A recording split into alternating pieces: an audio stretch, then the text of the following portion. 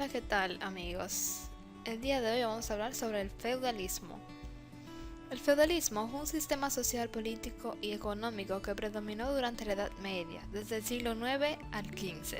Se desarrolló en Europa Occidental, sobre todo en Francia y Alemania. La palabra feudalismo proviene de feudo, nombre que se le dio a la organización básica de la época. El feudo era un contrato entre dos personas, el señor feudal y el vasallo. En este pacto se establecían relaciones mutuas. El vasallo recibía una tierra donde habitar y protección militar, a cambio de una relación de dependencia con el señor feudal. El vasallo debía administrar la tierra y tomar las armas en defensa de su señor en caso de ser necesario. Además, debía pagar tributo de su cosecha o producción. El feudalismo se desarrolló desde el siglo IX al siglo XV en Europa Occidental. El proceso histórico que marcó el fin del feudalismo no tiene una fecha exacta. Fue desarrollándose de manera dispar por distintas partes de Europa a partir del siglo XIV. Entre las causas del feudalismo podemos citar la caída del Imperio Romano y las invasiones de los bárbaros, la falta de protección. La falta de una organización y una jerarquía entre países provocó que las invasiones fueran constantes. Esto dio origen a la necesidad de buscar sistemas que asegurasen la seguridad. La inestabilidad política. La caída de un gran imperio y la falta de seguridad dio lugar a sistemas políticos muy inestables. Los monarcas ya no podían proteger sus territorios. El poder pasa a estar en manos de los señores feudales, que se convirtieron en los jefes sociales máximos. Mal clima y malas cosechas.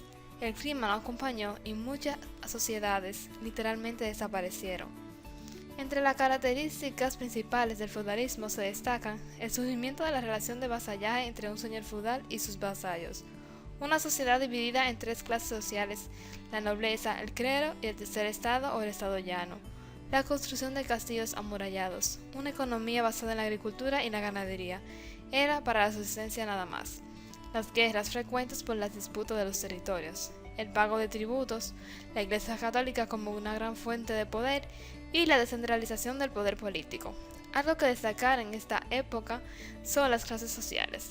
Durante el feudalismo las clases sociales eran estáticas, es decir, era un sistema social cerrado en el que no existía la movilidad social, sino que la sociedad se dividía en estamentos.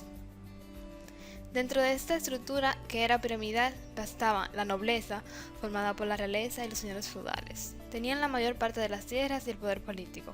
Se solía acceder a este estrato por linaje.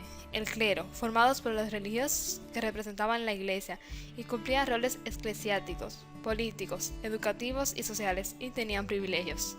El tercer estado, formado por la mayoría de la población, ciudadanos que no eran nobles ni clero, no tenían privilegios y pagaban impuestos. Fue un gran grupo muy variado, formado por campesinos, comerciantes y burgueses.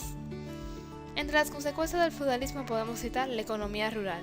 La expansión económica pasó a un segundo plano y las grandes civilizaciones dejaron de desarrollarse al mismo ritmo.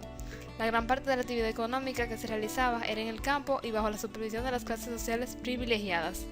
Desaparición del libre comercio. El libre comercio desapareció y el excedente de producción brilló por su ausencia. Los incentivos económicos eran escasos y las leyes obligaban a las clases sociales bajas a servir a las demás.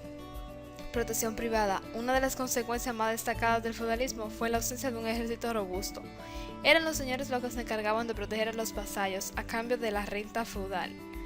Creación de comunidades localizadas. En línea con la seguridad y la actividad rural, se crearon muchas comunidades localizadas. Ya no había que proteger un gran imperio, sino una parte de tierra que se trabajaba para vivir. Entre los personajes más destacados podemos citar el rey, que solo tenía poder en su feudo. Su ventaja era no deber obligaciones de vasallo dentro de su reino a otro señor feudal. El rey era la autoridad absoluta, siendo administrador, juez y jefe militar dentro de ese territorio estrictamente. Está el clérigo, que son o fueron los responsables de mantener el espíritu religioso y de proteger la cultura. El señor feudal, como administrador de las tierras, era quien ostentaba el poder y se encargaba de proteger a los vasallos, y estos eran obligados a pagar tributos e impuestos a su señor. Y los campesinos, que eran aquellos que trabajaban la tierra y estaban bajo el dominio total del señor feudal.